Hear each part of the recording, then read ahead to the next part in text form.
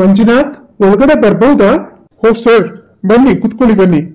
ಇರ್ಲಿ ಮಂಜುನಾಥ್, ನಾನೊಂದ್ ಸ್ವಲ್ಪ ಮಾತಾಡ್ಬೇಕಾಗಿತ್ತು. ಸ್ವಲ್ಪ ಫ್ರೀ ಇದ್ದೀರಾ? ಸರ್, ನಾನು ನಿಮ್ಗೆ ಹೇಳಿ ಸರ್. ಹಾಗಲ್ಲ, ನೀವು ಫ್ರೀ ಇದ್ರೆ ಒಂದು 10 ನಿಮಿಷ ಮಾತಾಡ್ಬೇಕಾಗಿತ್ತು, ಅದಕ್ಕೆ ಕೇಳಿದೆ. ಸರ್, ಏನ್ ಸರ್ ನೀವು ನನ್ನನ್ನ ಫ್ರೀ ಇದ್ದೀರಾ ಅಂತ ಕೇಳ್ಕೊಂಡು? ಬನ್ನಿ ಸರ್, ಫ್ರೀನೇ ಇದ್ದೀನಿ, ಬನ್ನಿ. ಅದು ಮಂಜು, ಇವಾಗ ತಾನೇ ಇಬ್ರು ಒಂದು ಹುಡುಗಿ ಬಂದಿದ್ರಲ್ಲ, ಅವ್ರದ್ದು ಏನ್ ಕೇಸು? ಯಾಕೆ ಸರ್, ಏನ್ ವಿಷಯ? ಅಲ್ಲ, ಐ ನೋ, ವಿಷಯನ ಹೊರಗಡೆ ಲೀಕ್ ಮಾಡಕ್ ಆಗಲ್ಲ ಅನ್ನೋದು ನನಗೆ ಗೊತ್ತು.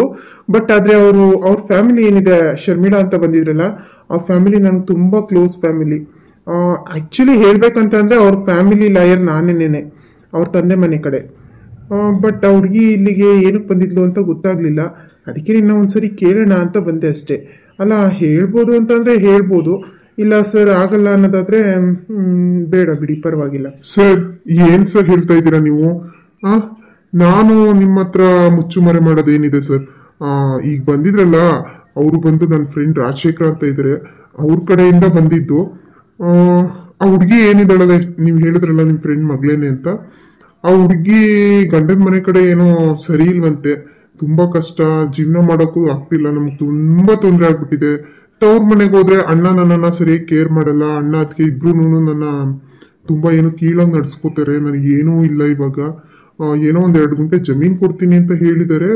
ಅದನ್ನ ರಿಜಿಸ್ಟರ್ ಮಾಡೋ ಟೈಮಲ್ಲಿ ಚರಸ್ಥಿರ ಆಸ್ತಿ ಎಲ್ಲಾನು ಸೇರಿಸಿ ಮಾಡಿಸ್ಕೊಟ್ಬಿಡಿ ಸರ್, ನಿಮ್ ಹೆಸರು ಹೇಳ್ಕೊಂಡು ಜೀವನ ಮಾಡ್ಕೊಂತೀನಿ ಅಂತ ತುಂಬಾ ಗೋಳಾಡ್ಬಿಟ್ಲು.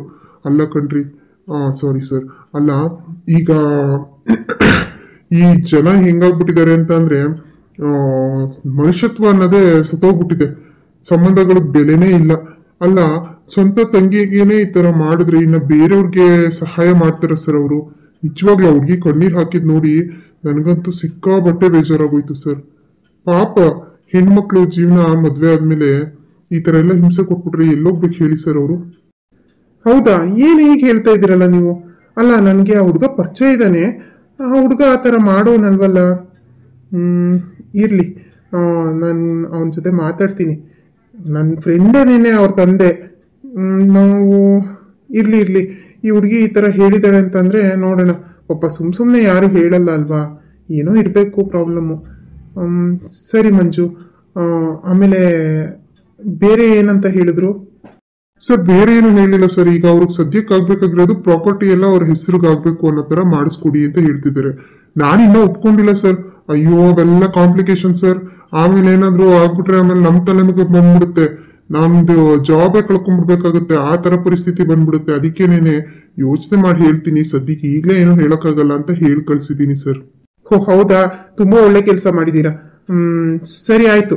ಈಗ ಸದ್ಯಕ್ಕೆ ಅವ್ರ ಕೇಸ್ನ ತಗೊಳಕ್ ಹೋಗ್ಬೇಡಿ, ಇದ್ರ ಬಗ್ಗೆ ನಾನು ನಿಮ್ಮ ಹತ್ರ ಮತ್ತೆ ಡಿಸ್ಕಷನ್ ಮಾಡ್ತೀನಿ. Okay sir. ಸರ್ ಕುತ್ಕೊಳ್ಳಿ, ಕಾಫಿ ಏನಾದ್ರೂ ತರಿಸ್ತೀನಿ. ಇಲ್ಲ ಬೇಡಪ್ಪ, ನನಗೆ ಶುಗರ್ ಇದೆ, ಜಾಸ್ತಿ ಕಾಫಿ ಟೀ ಏನು ಕುಡಿಯಲ್ಲ. ಬರ್ತೀನಿ ನಾನು. ಅಪ್ಪ, ಸದ್ಯ ಅವರು ಕೇಸ್ ತಗೊಳ್ದೇ ಇರೋದೇ ಒಳ್ಳೇದಾಯ್ತು. ನಾನು ಅಕಸ್ಮಾತ್ ತಗೊಂಡ್ಬಿಟ್ಟಿದ್ರೆ ಸಮಸ್ಯೆ ಆಗ್ಬಿಡೋದು ಅನ್ಸುತ್ತೆ. ಅಲ್ಲ, ಜಗದೀಶ್ ಅವರೇ ಬಂದು ಹೇಳ್ತಿದ್ದಾರೆ ಅಂತ ಅಂದ್ರೆ ಇಲ್ಲಿ ಏನೋ ಸಮಸ್ಯೆ ಇದೆ ಅಂತ ಅನ್ಸುತ್ತೆ. ಇದ್ರ ಸಹವಾಸನೇ ಬೇಡಪ್ಪ, ಯಾಕೆ ಬೇಕಮೇಲೆ? ಈಗಿನ ಕಾಲದಲ್ಲಿ ಯಾರು ಸತ್ಯ ಹೇಳ್ತಾರೋ, ಯಾರು ಸುಳ್ಳು ಹೇಳ್ತಾರೋ, ಯಾರು ಪ್ರಾಮಾಣಿಕವಾಗಿರ್ತಾರೆ, ನಾಟಕ ಮಾಡ್ತಾರೆ, ಏನೂ ಗೊತ್ತಾಗಲ್ಲಪ್ಪ. May coming sir? ಹೋ ಗಿರೀಶ್, ಬನ್ನಿ ಒಳಗಡೆ ಬನ್ನಿ. ಏನಪ್ಪ ಗಿರಿ, ನಮ್ನೆಲ್ಲ ಮರ್ತೇ ಬಿಟ್ಟಿದ್ದೀರಾ ಅನ್ಸುತ್ತೆ. ಹಾಗೇನಿಲ್ಲ ಸರ್, ನಿಮ್ಮನ್ನೆಲ್ಲಾದ್ರೂ ಮರೆಯೋದುಂಟಾ?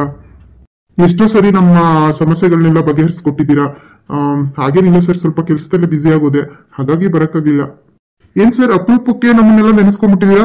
ನೀವು ಹಾಗೆ ಸುಮ್ನೆ ಬರಕ್ ಹೇಳಲ್ಲ. ಏನ್ ವಿಷಯ ಅಂತ ಹೇಳಿ, ಪರವಾಗಿಲ್ಲ. ಹೌದು ಗಿರೀಶ್, ನಿಮ್ ಜೊತೆ ಸ್ವಲ್ಪ ಮಾತಾಡ್ಬೇಕಾಗಿತ್ತು, ಹಂಗಾಗಿನೇ ಬರಕ್ ಹೇಳಿದ್ದು. ಹೇಳಿ ಸರ್. ಗಿರೀಶ್, ನಿಮ್ಗೆ ಒಬ್ರು ತಂಗಿ ಇರ್ಬೇಕಲ್ವಾ, ಶರ್ಮಿಳಾ ಅಂತ? ಹೌದು ಸರ್, ಶರ್ಮಿಳಾ ಅಂತ ತಂಗಿ ಇದ್ದಾಳೆ. ಅವಳಿಗೂ ಮದ್ವೆ ಆಗಿದೆ, ಅವಳು ಅವಳ ಫ್ಯಾಮಿಲಿ ಜೊತೆ ತುಂಬಾ ಚೆನ್ನಾಗಿದ್ದಾಳೆ. ಅವಳು ಗಂಡನ ಮನೆ ಕಡೆಯವರಂತೂ ತುಂಬಾ ಒಳ್ಳೆಯವರು. ಹೌದಾ?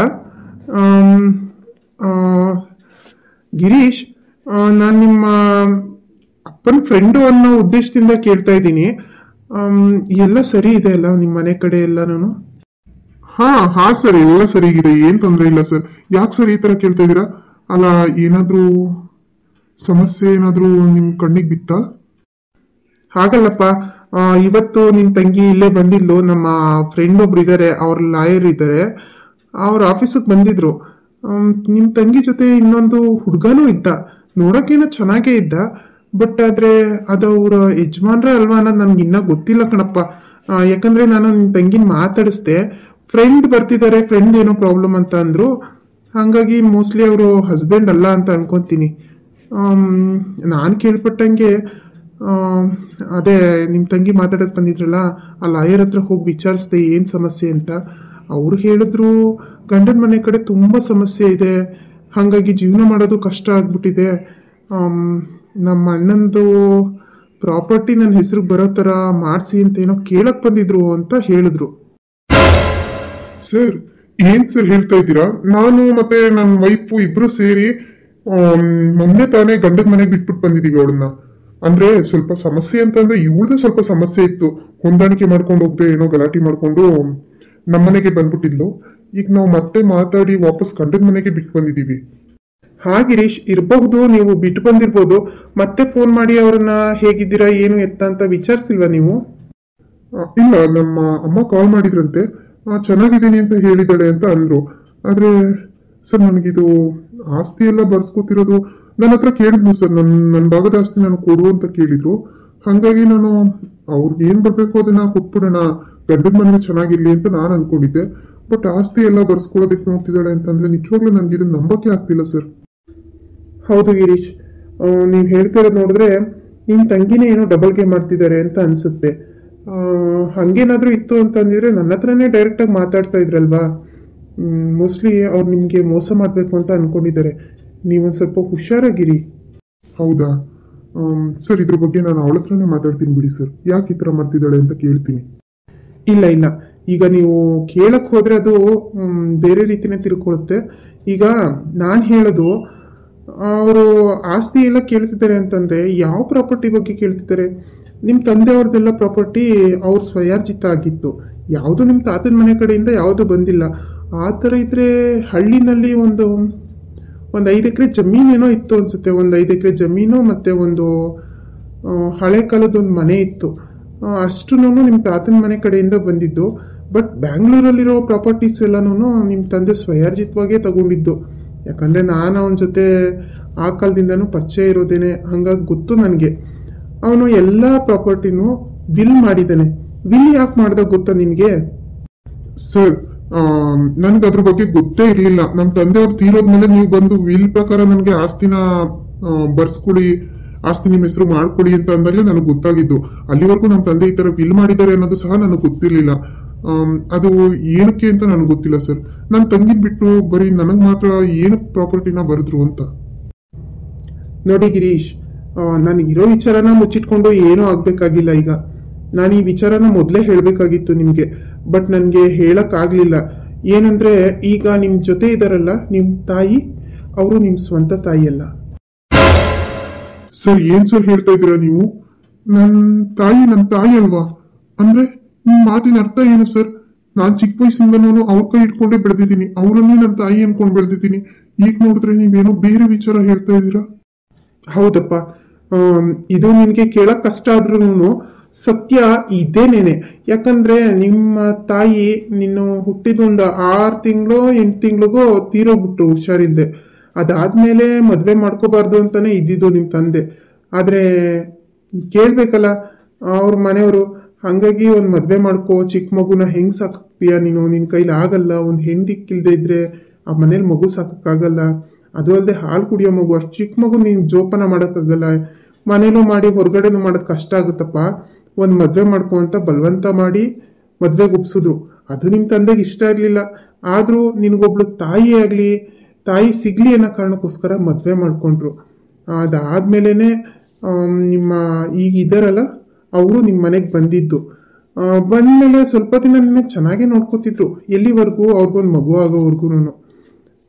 ಅವ್ರಿಗೆ ಮಗು ಆದ್ಮೇಲೆ ನಿನ್ನನ್ನ ಸ್ವಲ್ಪ ಹೊಡೆಯೋದು, ಬೈಯೋದು, ಊಟ ತಿಂಡಿ ಸರಿಯಾಗಿ ಕೊಡ್ತಿರ್ಲಿಲ್ಲ. ಈ ಥರ ಎಲ್ಲ ಮಾಡಕ್ ಶುರು ಮಾಡಿದ್ರು. ಇದೆಲ್ಲನೂ ನೋಡ್ಕೊಂಡು ಬಂದಿದ್ದು ನಿಮ್ಮ ತಂದೆಗೆ ಸಿಟ್ಟು ಬಂತು. ಏನಕ್ಕೆ ಈ ಥರ ಮಾಡ್ತಾ ಇದೀಯಾ, ಅವನು ನಿನ್ನ ಮಗನೇ ಅಲ್ವಾ, ಅವನನ್ನು ಮಗನ ಥರನೇ ನೋಡ್ಕೊ ಅಂತ ಹೇಳಿದ್ದಕ್ಕೆ ಅವನೇ ನನ್ನ ಹೊಟ್ಟೆಲಿ ಹುಟ್ಟಿದಾನ, ನಾನು ನೋಡ್ಕೊಳ್ಳಲ್ಲ ಹಂಗೆ ಹಿಂಗೆ ಅಂತ ಏನೇನೋ ಗಲಾಟೆ ಮಾಡೋಕ್ಕೆ ಸ್ಟಾರ್ಟ್ ಮಾಡಿದ್ರು. ಅದಾದಮೇಲೆ ನಿಮ್ಮ ತಂದೆಯವರು ಇಲ್ಲ ನನ್ನ ಮಗನ್ನ ಬೀದಿಗೆ ತಳ್ಬಿಡ್ತಾಳೆ ಇವಳು ಸರಿ ಇಲ್ಲ ಅಂತ ಹೇಳ್ಬಿಟ್ಟು ಪ್ರಾಪರ್ಟಿ ಎಲ್ಲನೂ ನಿನ್ನ ಹೆಸರಿಗೆ ಬಿಲ್ ಮಾಡಿಟ್ಟಿದ್ದು. ಈ ವಿಚಾರ ಅವ್ರಿಗೆ ಗೊತ್ತಾದ ಮೇಲೆ ನಿನ್ನ ಜೊತೆ ಸ್ವಲ್ಪ ಏನು ನೈಸಾಗಿ ಮಾತಾಡೋಣ, ಎಲ್ಲ ಆಸ್ತಿ ಇವನ ಹೆಸ್ರಿಗೆ ಬಂದ್ಬಿಟ್ಟಿದ್ಯಲ್ಲ, ಈಗ ಆಸ್ತಿ ಎಲ್ಲ ಕಳ್ಕೊಂಡ್ಬಿಡ್ತೀವಿ ನಾವು ಅನ್ನೋದಕ್ಕೋಸ್ಕರ ನಿನ್ನನ್ನು ಒಳ್ಳೆ ಥರದಲ್ಲಿ ನೋಡ್ಕೋತಿದ್ರು ಅಷ್ಟೇ. ಅದು ಬಿಟ್ಟರೆ ಅವ್ರು ನಿಮ್ಮ ಸ್ವಂತ ತಾಯಿ ಎಲ್ಲ ಕಣಪ್ಪ. ಸರ್ ಇಲ್ಲ ಸರ್, ಅವ್ರು ನಮ್ಮ ಸ್ವಂತ ತಾಯಿನೇ. ನೀವೇನೇ ಹೇಳಿದ್ರು ನಾನು ಅವ್ರನ್ನ ಮಲ್ತಾಯಿ ಅಂತ ಒಪ್ಕೊಳ್ಳಲ್ಲ ಸರ್. ಇರ್ಲಿಯಪ್ಪ, ನಾನು ಅವ್ರನ್ನ ನಿಮ್ಮ ತಾಯಿ ಅಲ್ಲ ಅಂತ ಹೇಳ್ತಾ ಇಲ್ಲ. ನಿಮ್ಮ ತಾಯಿ ಸ್ಥಾನದಲ್ಲಿ ಇಟ್ಟಿದ್ರೆ ತಾಯಿ ಸ್ಥಾನದಲ್ಲೇ ಇಟ್ಟಿರಿ. ಆದರೆ ಇರೋ ವಿಚಾರ ನಿಮಗೆ ಗೊತ್ತಿದ್ರೆ ಮುಂದೆ ಏನಾದರೂ ನೀವು ಯೋಚನೆ ಮಾಡೋಕ್ಕೆ ಅನುಕೂಲ ಆಗುತ್ತೆ ಅಂತ ಹೇಳಿದೆ ಅಷ್ಟೇ. ಆಮೇಲೆ ಈಗ ಏನು ನಿಮ್ಮ ತಂಗಿ ಬಂದು ಹೋದ್ರಲ್ಲ, ಅವರು ತುಂಬ ಕ್ರಿಮಿನಲ್ ಇದ್ದಾರೆ. ಅವರು ಏನೇನೋ ನಾಟಕ ಮಾಡಿ ಡ್ರಾಮಾ ಮಾಡಿ ಇಲ್ಲಿ ಲಾಯರ್ ಹತ್ರ ಎಲ್ಲ ಹತ್ತು ಕರೆದು ಆಸ್ತಿ ನನಗೆ ಬರೋ ಥರ ಮಾಡಿಕೊಡಿ, ನಾನು ಜೀವನ ಕಟ್ಕೋತೀನಿ ಅಂತ ಏನೇನೋ ಹೇಳಿದ್ದಾರೆ. ಸ್ವಲ್ಪ ಹುಷಾರಾಗಿರಪ್ಪ ನೀನು. ಯಾಕಂದರೆ ಏನೇ ಹೇಳಿದ್ರು ತಂದೆ ತಾಯಿ ಒಳ್ಳೇದಕ್ಕೆ ಮಾಡೋದು. ನಿಮ್ಮ ತಂದೆ ನಿನಗೆ ಸೇರಬೇಕು ಅಂತ ಮಾಡಿಟ್ಟಿದ್ದಾರೆ. ಬೇಕಿದ್ರೆ ನಿನಗೆ ಪ್ರೀತಿಯಿಂದ ಅವಳಿಗೆ ಸಹಾಯ ಮಾಡ್ಬೇಕಂತಂದ್ರೆ ಸಹಾಯ ಮಾಡು, ಆದರೆ ಮೋಸ ಹೋಗಬೇಡ. ನಾನು ಇದನ್ನೇ ಹೇಳ್ತಾ ಇರೋದು. ಸರಿ ಸರ್, ಆಯಿತು. ನಾನು ಇದ್ರ ಬಗ್ಗೆ ಮಾತಾಡ್ತೀನಿ ಸರ್. ಸರಿನಪ್ಪ, ಆಯಿತು.